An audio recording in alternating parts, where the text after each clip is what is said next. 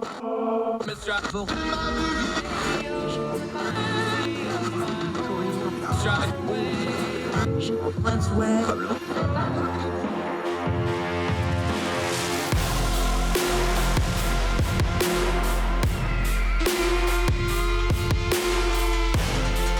your host, Andrew Donaldson.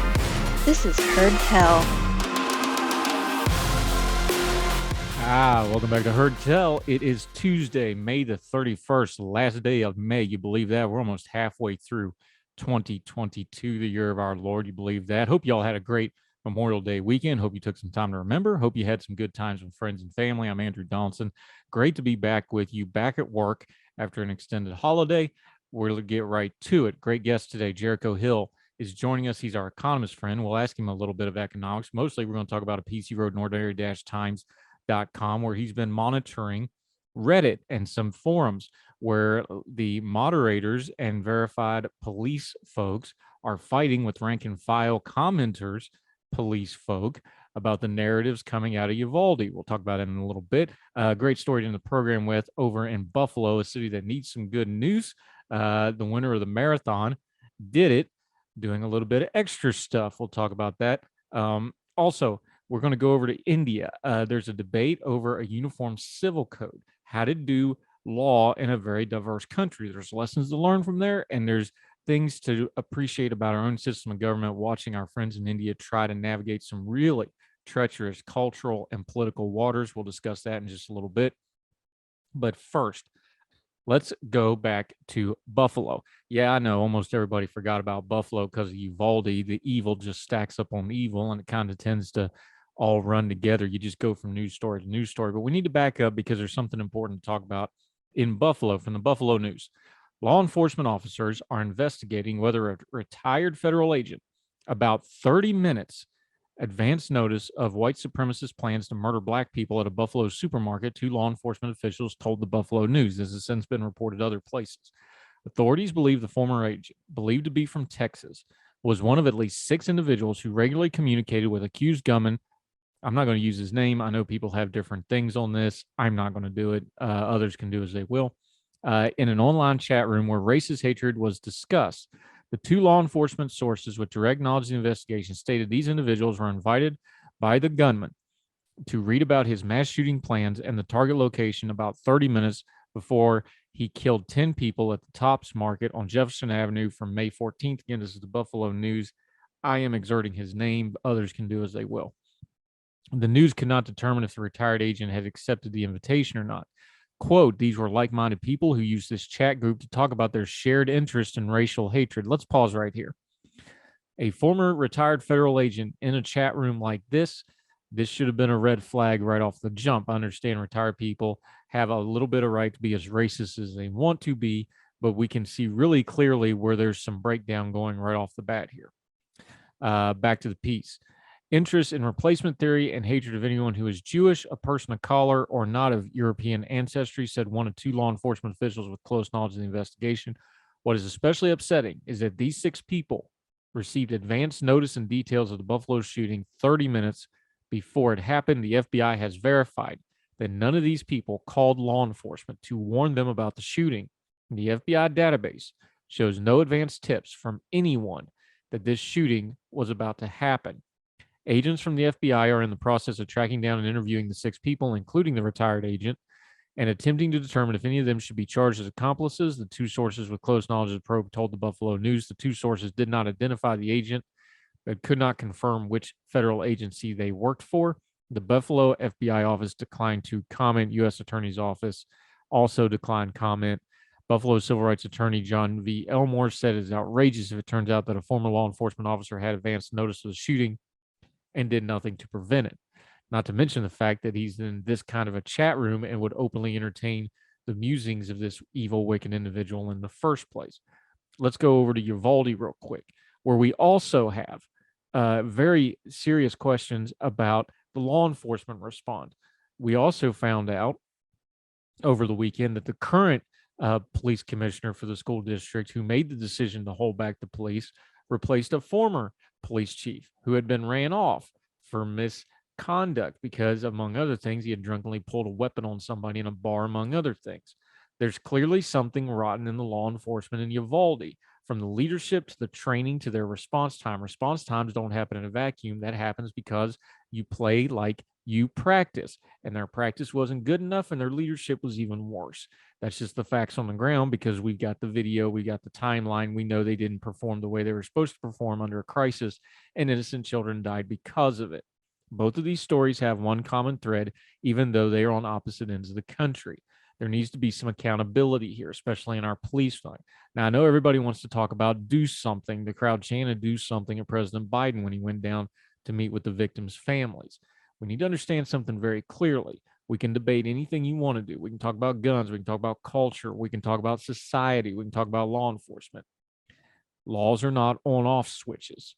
Just thinking we're going to pass a law and fix all this is fantasy. It is not going to fix everything, just like turning on a light or turning off a light. The bad doesn't go away just because the dark does. Now, what do we draw from this conclusion? These issues there in Buffalo and in Uvalde, these shooters, these evil, wicked people were known and were not stopped on multiple levels by multiple people.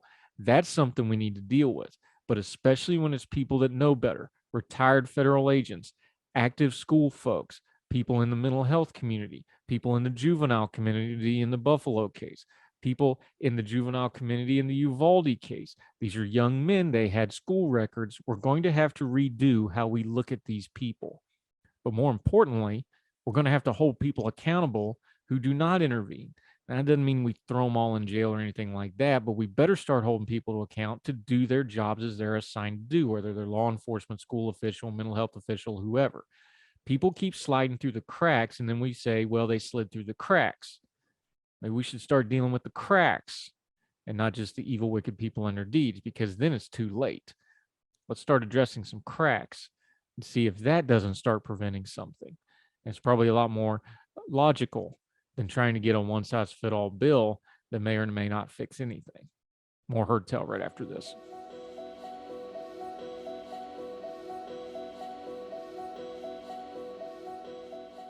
Welcome back to Heard Tell. Let's go overseas to India. BBC article. The coming storm over a single common law in India. Why are we talking about this? We're the world's largest democracy, over 1 billion people in India, has a lot of social and cultural strife going on, which causes political strife. Now, we know geopolitically, India's got a lot of irons in the fire. We've already talked about Sri Lanka and the mess going on there. China, there are long-running issues with Pakistan. They're tied up into the Russia conflict with Ukraine on multiple levels. Of course, they have tried to befriend us and got more onto the US's good graces in trade and military wise. They got a lot of stuff going on.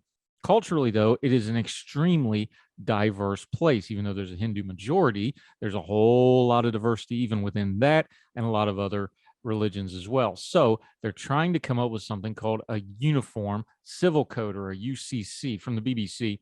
When it comes to matters such as marriage, divorce, inheritance, and adoption, India has different laws for different communities based on their religion, faith, and beliefs. So before we get into this BBC piece, why are we delving into this? Because things like human rights, things like women's rights, things like children's rights, things like rule of law, it's good for us to understand in America that when we talk about rule of law and our Constitution, things like that, how blessed we are to have pretty well-defined things like this. It's very important. And for our friends over in India, they're trying to figure some of this out on the fly and trying to make it a little bit better with a whole lot of headwinds. It's a good educational tool, not only for understanding how the world works, but for appreciating what we have here in America. Back to the BBC. But since independence, there's been talk of the Uniform Civil Code, or UCC, a single personal law for all citizens, irrespective of religion, sex, gender, or sexual orientation. Even the Constitution says the state should, quote, endeavor to provide such a law to its citizens, but a common law, resisted both by the country's Hindu majority and Muslims, the main minority, has remained, in the words of the Supreme Court, a, quote, dead letter. PM Modi's ruling BJP party is now resurrecting the idea that BJP ruled states such as Uttar Pradesh, Himachal Pradesh, and Madhya Pradesh. I'm probably mispronouncing those. I apologize. One of our Indian friends can call in or write in and let me know how to say those properly. Be happy to work on it. have been taking up the UCC. To be sure, again, this is the BBC writing. The UCC has been one of the original campaign promises of the BJP, along with the construction of the temple at the disputed site at Ayodhya. Probably saying that wrong too. Apologize. And abolishing the special status of Kashmir. Of course, Kashmir is where they're fighting with Pakistan.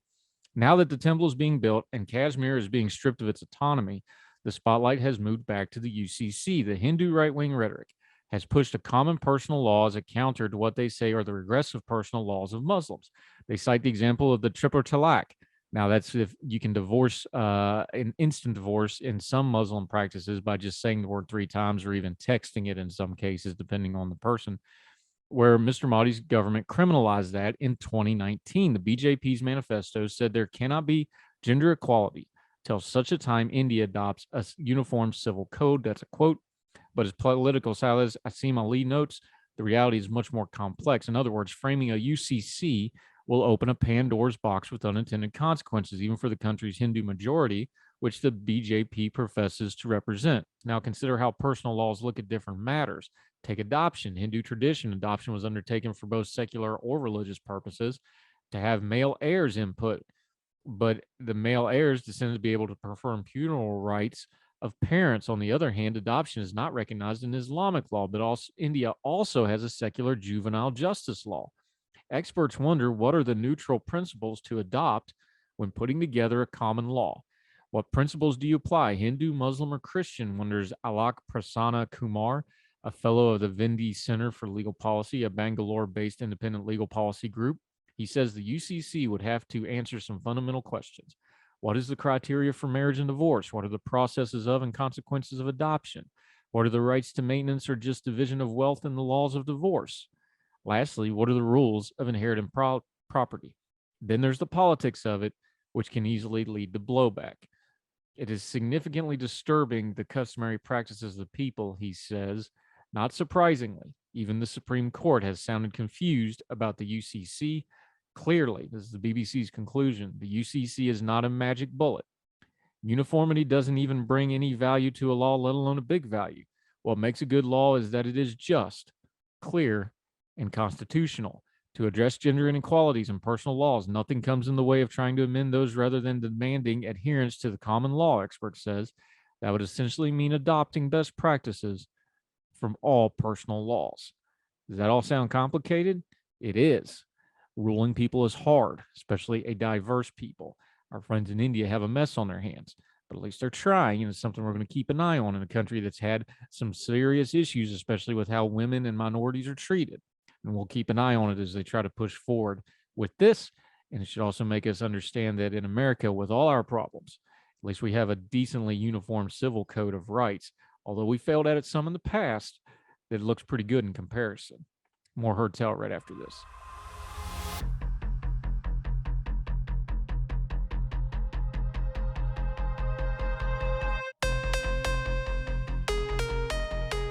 Welcome back to Heard Tell. One of our favorites, Jericho Hill. He works for one of them 4-letter, not 3-letter government organizations as an economist, but we're going to talk a little more cultural stuff today. He's also a contributor at ordinary-times.com, has a new piece up that we're going to be talking about. Jericho, how was your holiday weekend, my friend? Filled with some burger cookouts and little kids splashing in pools. So pretty good holiday weekend. As God intended it. God bless America. Well done, sir. Appreciate you. Okay, here's one of those things where I should know more about it than I do, but I don't because my own proclivity. So I'm just going to openly upfront admit I have a bias against this particular subset of our culture because, and you understand this, it's a messy area. It's something that I don't fully understand. It's just a blind spot. So I'm going to ask you and you're going to explain it to me. But we've been talking about Uvalde and the response, and particularly the law enforcement response. There is a huge subset of our culture that uses Reddit. So before we get into the Reddit thing, just in case, let's make sure everybody's on the same page. Explain what Reddit is, because it's also a pejorative in the media space to say, oh, Redditors and Reddit. I'm guilty. I'll admit it. Explain what it actually is to folks first, and then I'm going to get into, because I think what you've uncovered here on Reddit is actually really revealing to something that we kind of knew from the coverage, but this sure does explain it more, doesn't it? Yeah, so Reddit is an online community, much like an online message board, chat board, things like that, that's been in existence for quite some time. Most people who view Reddit view it from what's called the all page, where you can see sort of all of the various communities, and what pops up is according to some algorithm, some upvote, downvote thing that's going on. But Reddit mostly is a collection of very small individual message boards, and some, I moderate several of these. One is my subreddit on bad economics, where we find examples of bad economics in the wild, be it from the president to the Speaker of the House to crazy cut candidates for governor in Georgia, and explain sort of why their policy statement is bad econ, and say this is actually what we know about econ in respect to this. You've got your communities for, say, sports teams, for the Atlanta Falcons or for the West Virginia Mountaineers. You've got communities on personal finance. You've got communities that share cat pictures.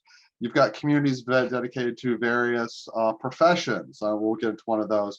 And then you've got sort of more of the cesspool of Reddit, where you've got the conspiracy-minded folks with their group, the Ask the Donald and the Donald subreddit that was notorious back in 2016 and 2020, and other sort of groups that might appeal more to folks that are like gamergators, or communities of involuntarily celibates. And we could get more down into the rabbit hole, and the further we go down, the muckier and muckier it is, the more and more hope that I have that my daughter never has to see any of that stuff. So Reddit can be a very good place. It's got great subreddits, like I'm a proud contributor in Dad for a Minute, where we just basically provide dad advice for a minute and try to be positive.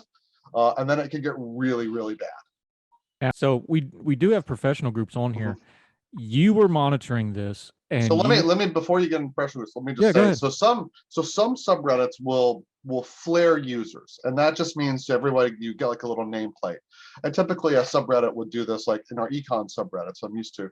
We'll flare someone if they provide evidence, proof, right, that they have a PhD, or they're working at the Federal Reserve. They have some sort of expertise, right? So folks will know this is not just some random online schmuck, right? This is actually someone that the moderator team, and we, like my team that I work with, we have a set of rules and what we accept as documents and how we cross-check and fact-check whether this is a real person or not.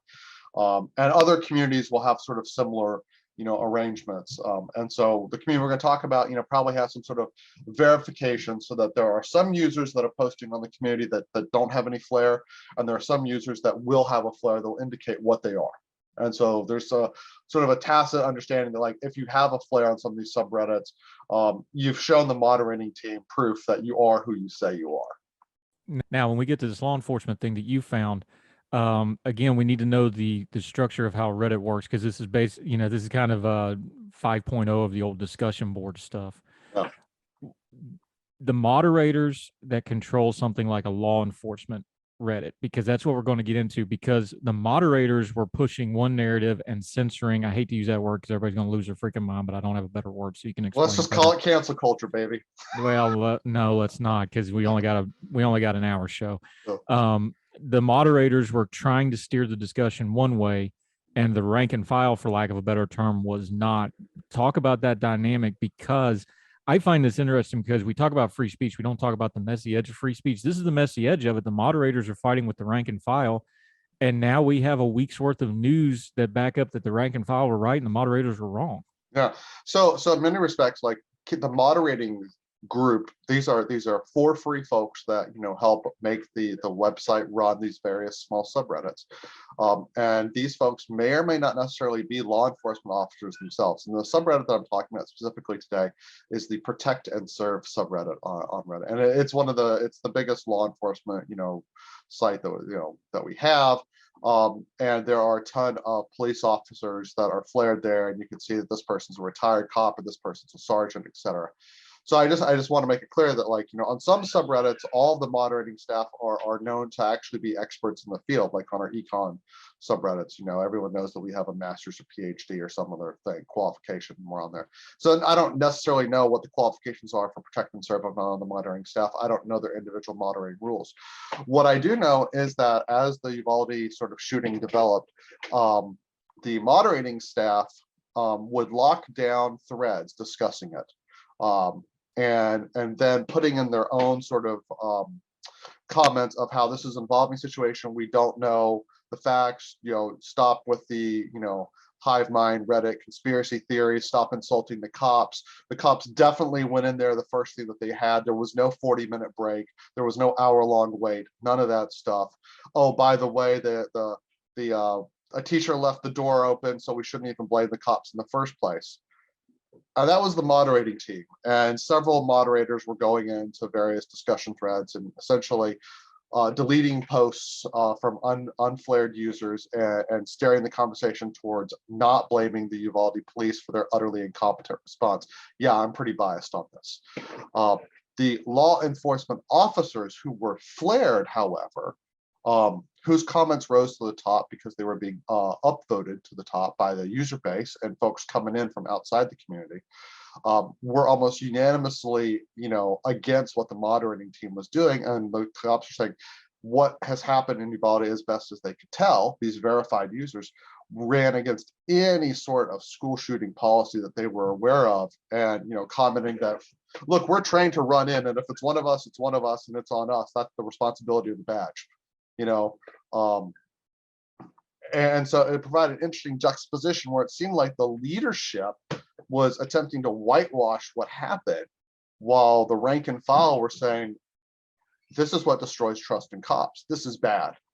And I'm just glancing through some of these Reddits because I don't want to quote them because I can't cite them, and you know how it is trying to do anonymity on Reddit. A lot of people pointing towards Parkland. We know the resource officer that hid in the stairwell during the Parkland shooting. We have a lot of these law enforcement folks, or at least people that say they're police officers, again and again and again. Like, a lot of these comments start to really overlap really, really fast. All of them is like, you stop the shooter first, and then you Yep. deal with everything else. You stop the killing, and then you deal with who's dead. I'm just looking at these like over and over and over again. The policy is you go towards a shooter as long as they're shooting. You don't wait on a barricade. Over and over again. And this How is long clear. did this So go around? in the response, like some of the law enforcement officers and some of the first responders that in other communities are coming in saying, look, it is highly likely that some of those kids did not die from the initial gunshot that they received from the assailant. They bled out, essentially. And that's one of the reasons why these is my understanding from talking to other law enforcement officers that I know, that I'm friends with.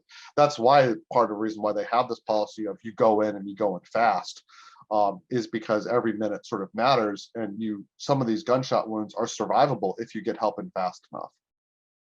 I mean, just the basic tenet of this thing is you stop the killing first, and then Yep. you deal with it. It's like, it's like if you're, in medical response, airway, breathing, bleeding, you got to do the basic stuff first. How much is the time, now that we know kind of the timeline here, where he was in there for over an hour, the BORTAC team that finally ended this thing, it took them an hour to get there. It took them another 20, 30 minutes to get the police out of the way to go in on their own. Is the time thing what really tipped this for a lot of people, of like, okay, this wasn't 5 minutes to put a plan together. This wasn't 10 minutes waiting for the next carload of folks. This went way, way too long by any measurable standard. I mean, that's my gut reaction. I'm not gonna, as a father of a little kid that it's gonna have a kid going to elementary school pretty soon, and I know you're a father and you had a similar sort of visceral reaction. If this is a team of cops where the cops are like, we know we've got 4 cars of dudes coming in 5 minutes, and then we're surging the sky. Okay, I can understand waiting 5 minutes to go in with overwhelming power. I can understand, taking a few minutes to try to figure out a strategy, get things set up. I don't understand an hour. It seems, incompetent. It seems cowardly. And then you have the feds, right? And the feds are often, maligned, by the very same people that sometimes back the blue. And these Border Patrol officers just, it seems like they got tired of the police waiting, like from all accounts, and just went in there and did it themselves. And one of those Border Patrol officers apparently got grazed in the head by a bullet, but he's the one that put the killer down. And I'm grateful that the Border Patrol took matters into their own hands and did what everyone should have been doing for a long time. And I think it's the timing. I think it comes with, look, you covered this in your talk on Heard Tell. You're a cop. There's a lot of responsibility that comes with. There's a lot of community sort of like leadership from that. You get a lot of plaudits, you get a lot of kudos, you get a lot of respect. You're supposed to, right? But then, by getting that, you're also supposed to do other things that ordinary other folks would not do. So as a father, yeah, if I was in this situation, I don't even know if the cops probably would have had to tase me to prevent me from going into that building. Yeah, I did have to shoot me. The thing that also gets me here is we feared this kind of news was coming because the story kept changing immediately. The first 3 press conferences they had, they gave a different story every time, and that was a big red flag to me. Like, uh-oh. And I believe even Governor Abbott's now claiming that he was misled about the police response. Well, and I believe him because, again, Yeah. not that I'm not to take up for Governor Abbott in any way, shape, or form, but he's just going off what he's told. He's not there. The guys on the ground that were there changed the story multiple times, which tells me A, either they're covering something up, or B, they had no clue what was going on, and or some combination of both, which is what I think is probably the truth here, because clearly they didn't have a plan. Clearly the plan, Oh no, they had a plan. Remember that but that doesn't make sense either. The facts came out that they did an emergency response at this very school with almost a very similar sort of drill as to what happened. But they didn't follow that. They didn't follow that. And the chief of police's excuse of, well, I thought the kids were all dead. I was like, well, that makes even less sense, because if the kids are all dead, then what are you really waiting on? Well, if the kids are all dead, then who's calling 911? Like, so we know that's a lie. Sorry to laugh about that, but like, no, you got to laugh because it's so bad. Like, what are you doing? And this is this guy's hometown. I don't know how he lives with this just as a human being. Anyway, Jericho Hill. This is destroying trust in cops. I mean, this so much damage to the relationship with law enforcement. And I think it makes matters worse because the kids were not white that were harmed here, and if we're dealing with all sorts of distrust between a minority population and cops, this doesn't help. Well, most of these cops are Hispanic, but okay, and that's a valid point. Yeah, and I said on Twitter, when this happened, I said, "You watch, we're gonna find out stuff about this police department." It's out now. Right. NBC News is reporting now. The current chief of police, I'm not going to use his name because he doesn't deserve to have his name said. That the guy he replaced was actually fired and ran off for personal accountability issue. Pulled a gun on another officer in a bar and all kinds of mess. So yeah, this stuff doesn't happen in a vacuum. It happens in sequence, and there's clearly something very broken. Why do you have four cops in a school district with 4,000 kids in the first place? But that's another story for another day. Jericho Hill. We're going to take a quick break. We're going to come back. We're going to continue to talk about Uvalde a little bit. There's also a housing report. He is an economist. He's actually Dr. Jericho Hill. Thank you very much. There's a very interesting housing report. Housing's kind of his bailiwick. It's his little pet peeve inside of the economic community. I want to ask him about that too. More with Jericho Hill on Heard Tell right after.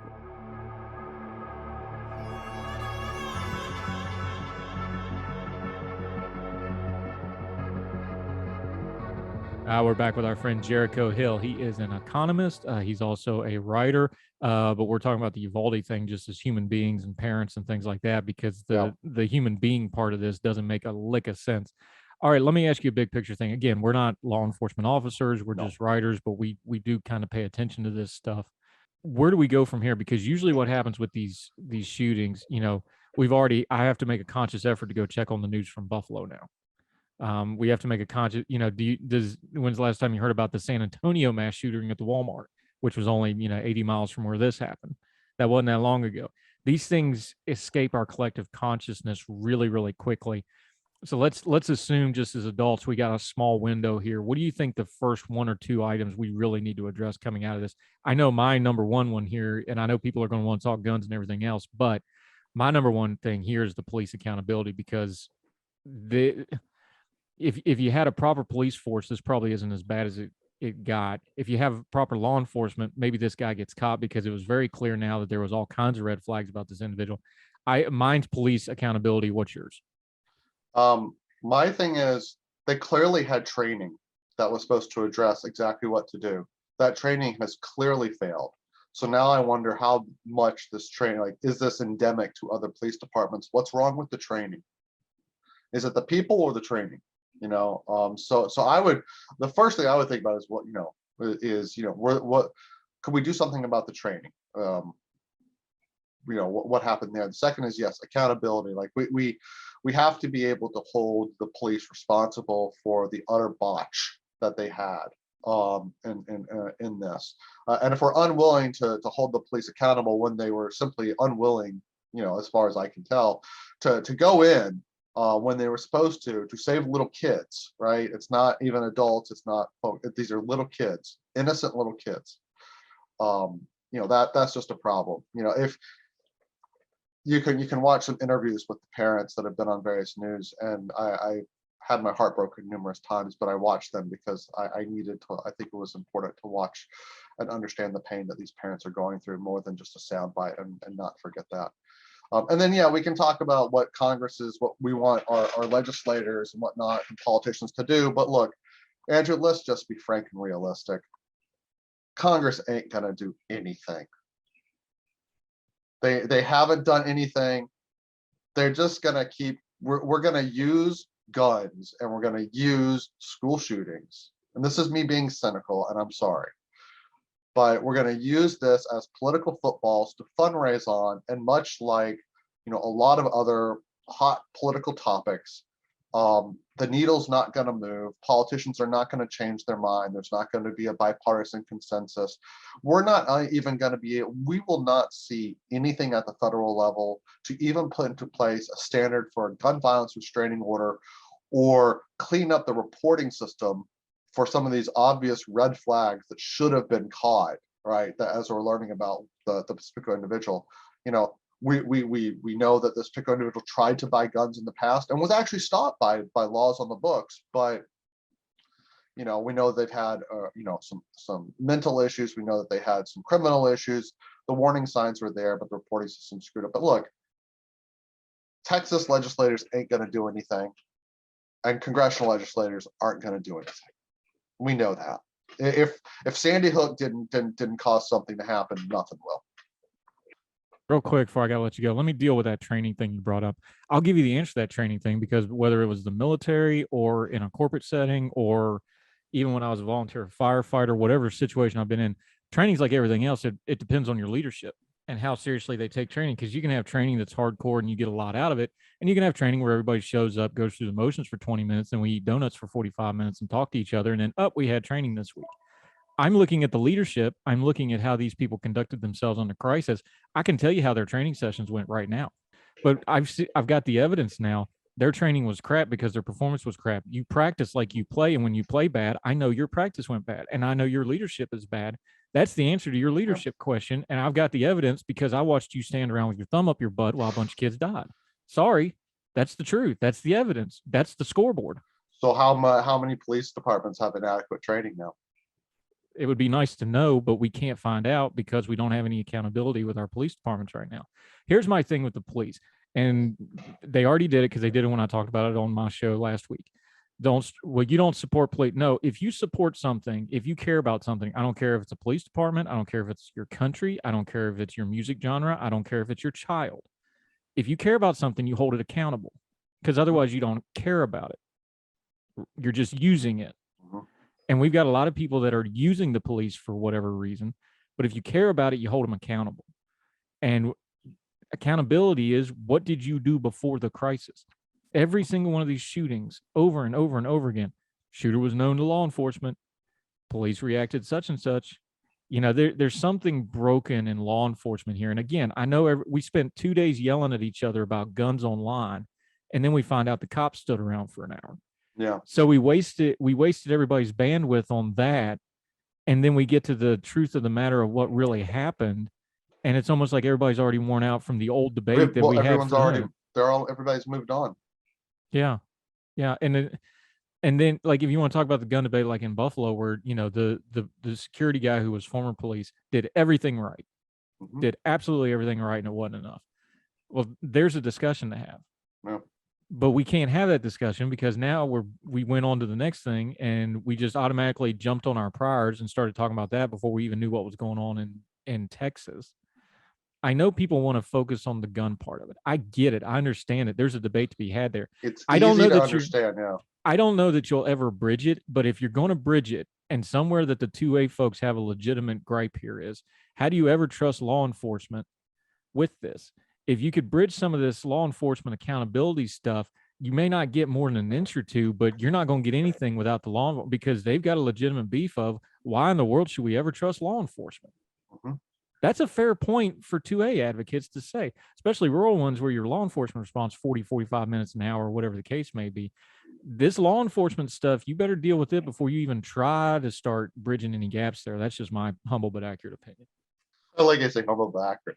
Yeah, look, we have a trust issue with law enforcement in this country, and that trust issue is both right wing and left wing. And this did no favors to it. I don't, I wish there were easy solutions, easy answers, but as I alluded to, even some policies that we know may not have prevented this catastrophe, but might have been helpful. Various little things, again, gun violence restraining orders, things like that. We're not likely to see any sort of mass action on those, it seems, despite, high favorability in polling numbers. That's just not something our politicians have a track record of doing. And I tend to, watch actions and base what I believe is going to happen based on what we've observed from actions in the past. We got about 3 minutes left. I want to ask you an economics question real quick. The narrative for the COVID thing was, okay, we shut down and went to remote work, and we have a housing situation. The narrative was that the office stuff would bounce back once the COVID thing was over, and that would affect housing prices a certain way. Now we got some numbers and data. Some folks kind of surprised how that's working out, aren't they? Some are. So, there was a recent paper from the National Bureau of Economic Research. It is a collective of economists. Generally speaking, if there's a working paper of that group, it's probably high quality and probably something worth paying attention to and reading and understanding. And essentially what it said was a lot of the house price growth that we've seen, especially in the last year and a half, is due to the shift in remote work. So look, I just pulled up some figures. You've got about 7 million homes that were purchased either with a mortgage or with cash last year. You have about 25% of the workforce now essentially fully remote or working from home, and to the degree that they weren't working fully remote or working from home beforehand. You can do the math and you can figure out that there's a lot of households that would have potentially thinking about moving, and might be a substantial portion of that 7 million home purchase that happened last year or the year before. It doesn't take a lot to move a housing market, and you're talking to folks. These are folks who now have demand for housing that's a little bit bigger because everybody wants to have a home office. I work out of my living room. It'd be nice to have a home office. So you have folks wanting to move around, get an extra space. That's going to drive up housing demand. It's going to drive up housing prices, because of the demand, because there's not a lot of housing out there. We haven't built enough in the last decade to satisfy demand.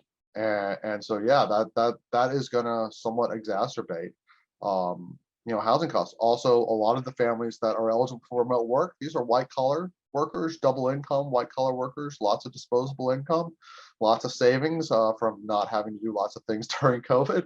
So just flush with cash. These are not the people that got the bailouts or anything, or cash transfers, whatever we want to call them.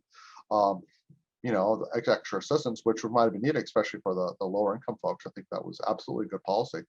But, we had a population that was flush with cash, that's not eligible for remote work and was moving.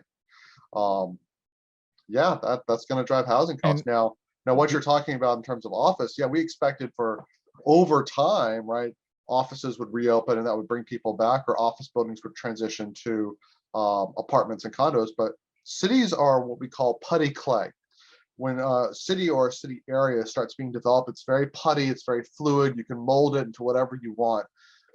And then over time, it hardens and becomes clay, and it's very hard to sort of do anything except destroy the whole thing and restart. And that's very costly and very time consuming. Real quick, the other part of this, and we said it during the COVID thing because I've been a business manager, I knew this was coming, and people are just now starting to believe me on this. I was like, you watch, these companies are going to take a look at their overhead numbers after having the offices shut down for 2 years and go, ooh, I like that nice fat number. Mm-hmm. Yeah, and look, my agency, like, we are now pretty much 90% of our employees are fully remote, or at least home-based, I should say. And the cost savings is such that we actually are going to have a stipend for us to buy all of our, I guess, overhead items, so that the agency no longer has to do that since we're at home. So things like my office chair and stuff that the agency used to have to provide, or they're not going to provide anymore. We just get a cash transfer to basically handle it. Yeah, good taking money from the government. Yeah, Jericho Hill, our good friend. I'm teasing you. Real quick. Hey, to be fair, my agency is not funded by any taxpayer dollars. So there you go. I stand corrected. I do apologize to everyone. We are good stewards of our money too. So. There you go. I never doubted it. Real quick, let folks know where they can find you on your social media, and you're writing your new piece on the Reddit thread that has the receipts and also the discussion boards posted is up at ordinary-times.com. Let them know about social media, my friend. You can always find me on Twitter as economist, and that's pretty much spot on. And occasionally I get off my butt and I write for Ordinary Times, and hopefully more to come in the future. Yep. And I appreciate you doing this second time. We tried to do this last week, and I was up in West Virginia, and the broadband's horrible, so it didn't work out. So we Your 14.4 modem was amazing. Hey, my parents just got off dial-up like 5 years ago. It's crazy, but we ended up talking about wrestling for 40 minutes. Didn't record a thing. Jericho Hill, thank you so much for your time, sir. Thank you, sir. Hopefully, I have something better to discuss next time. Anytime. Thank you, sir.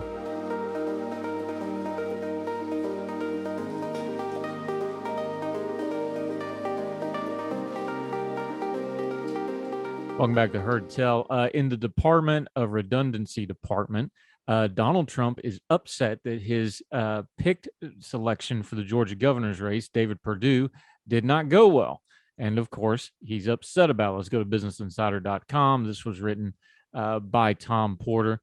Former President Donald Trump was furious that his endorsed candidate, David Perdue's loss to the Republican gubernatorial primary in Georgia and lashed out at him as, quote, lazy. Okay, Trump's endorsement strategy has suffered setbacks in a series of primaries, most acutely in Georgia.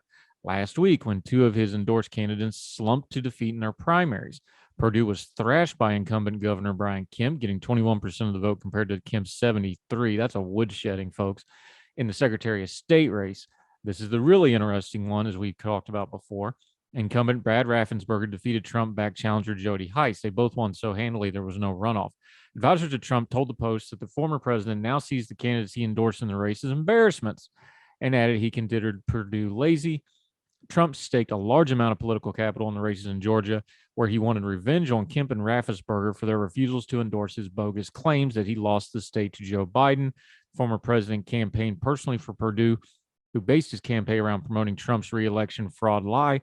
Trump gave $2.64 million to Perdue's campaign from his own political war chest, which is kind of rare if you go look. Perdue's former U.S. senator, he also lost in the runoff early in 2021, where some Republican critics blamed Trump fixation with pushing election fraud for driving down GOP turnout. Trump himself faced accusations of laziness while in office. White House documents suggest he blocked out large sections of the day to watch coverage of himself on TV. Remember executive time? A couple things here. We covered this extensively with multiple guests on the program. This was supposed to be the MAGA revenge tour. This was going to be their Alamo. They were going to get Kemp. They were going to get especially Raffensperger, who, if you go back and remember, was source A for stopping and standing up and saying, no, we're not going to change election results just because Donald Trump is mad. Raffensperger is supposed to be DOA. He not only won, he won with over 50%, which got him out of having to do a runoff. Brian Kemp cruised to an election. David Perdue ran a horrible campaign.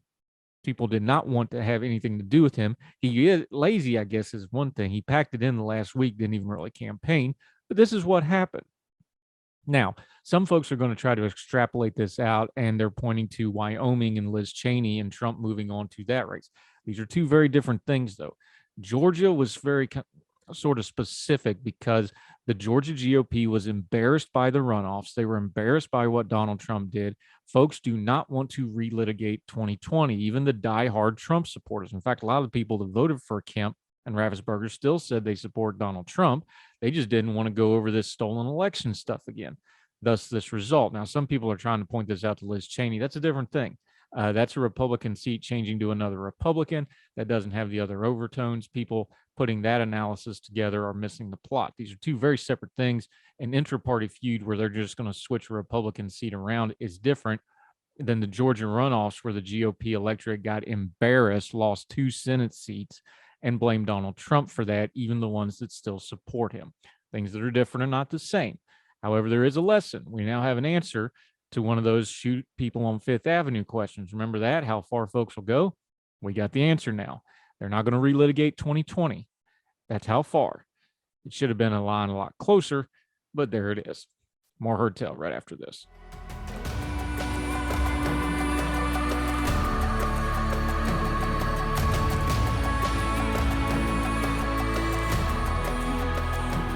Heard Tell Show. We always try to end on a little bit of a high note, and this is a high note in a city that really could use a little bit of good news. Go to Buffalo.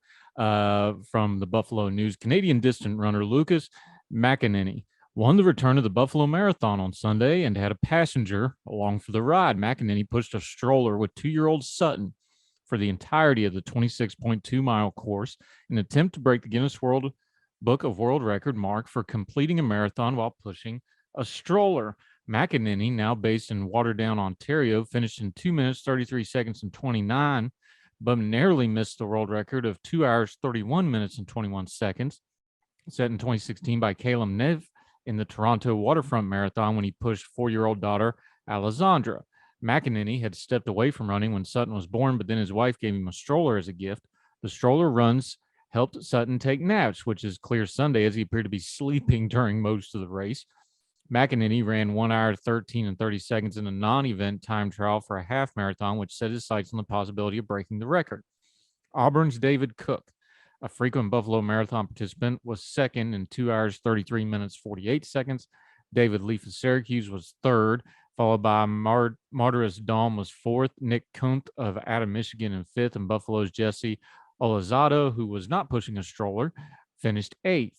Among the women, Gabrielle Russo won those as long as she is attempting the U.S. Olympic marathon trials.